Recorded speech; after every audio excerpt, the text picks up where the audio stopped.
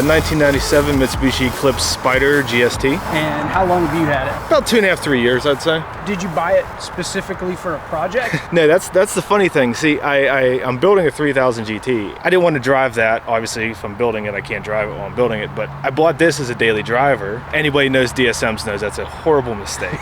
And I was like, no, it'll be fine. Well, it's not fine. Timing belt broke on it, so we had to take motor apart. I had to put new valves in it. Well, I had it apart. I said, hey, we'll throw cams in there, and then, hey, we'll ARP head studs, and hey, we'll do a kinetic head gasket, and hey, we'll do a bigger turbo. And it's okay. I bought a third daily driver. I'm good. This was not your first of the Eclipse. No. So this is what, your third?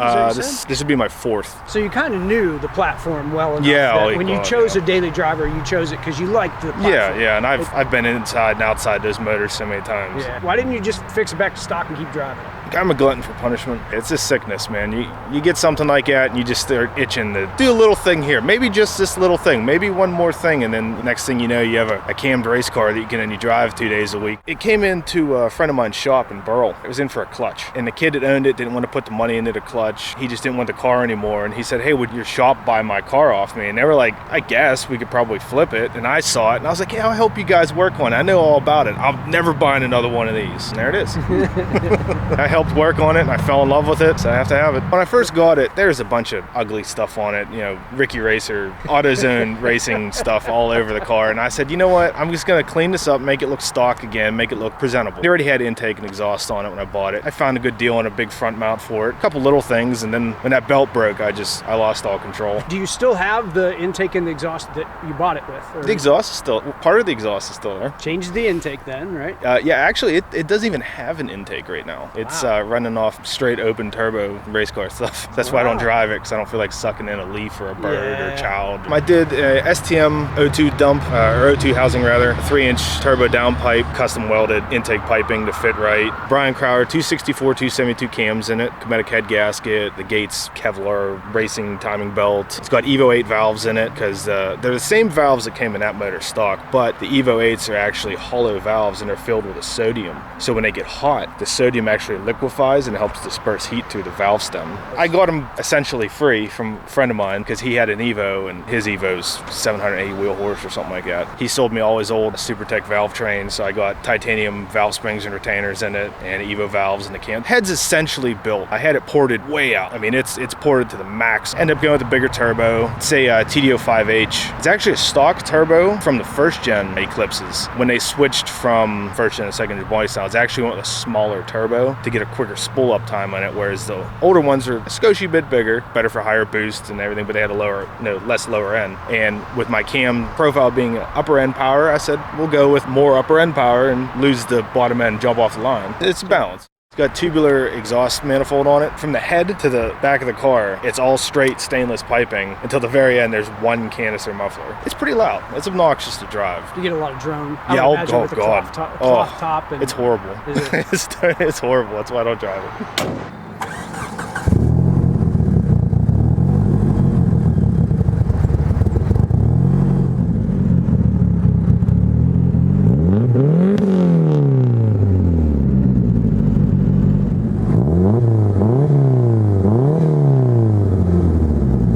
Cars have been, I don't want to say plagued with a lot of problems from the start. There's a lot of problems with them that come from poor maintenance and beating the snot out of them. Yeah. They're pretty finicky with certain things like spark plugs, just weird little things, and people try to cheap out sometimes in places. And this is a car that if you're going to buy this and you're going to modify this, don't cheap out on it. Do it right the first time or you're going to pay for it. It's a very unforgiving platform, to be honest, for a person who's new to working on cars. There's a ton of support for it though. If you can dream it with this car, someone's done it. If I was looking at one of these to buy, first thing you should always look for is maintenance. And underneath the rear quarters like to rot out, strut towers like to rot out. You got a car with rotted strut towers, like 90% of the ones around this area that I see, it's junk. When I bought it, actually, it came on BC mono coilovers. I've never had any problems with them. They ride a little rough, they're a little bouncy, but they're stiff. It goes right along with the rest of the car.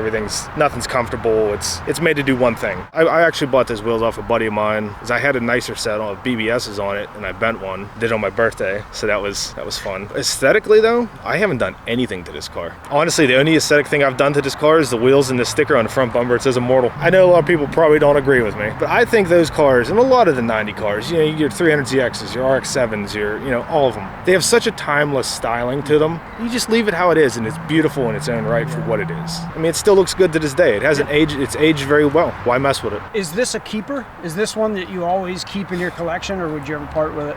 I've been tossing that around a lot. I want to keep it really bad because this is my favorite body style of the Eclipse, minus the convertible top. That's kind of the maybe thing for me. That bumper style that they came with, that was always my favorite. I always wanted this body style Eclipse. It looks good in the driveway next to the 3000 GTs. I'd like to get a few more, but I'm running out of storage space. You see one that's modified, you're going to assume, oh, I'm sure that guy races it. He probably beats it up. I don't. And that's what people ask me all the time. How much power does it make? And I tell them, I don't know. It feels good. It's fun to drive. That's all I care about. It's never been dynoed. It's never been raced. It's never been to the track. I drive from my house. I go to a meet every 2-3 weeks. That's it. You said the community's real good too, huh? It is. There's a lot of support. You can go online. There's pictures and video write-ups on anything you can possibly ever want to do to it. The community itself's a little unforgiving because they all own these cars. They're all bitter.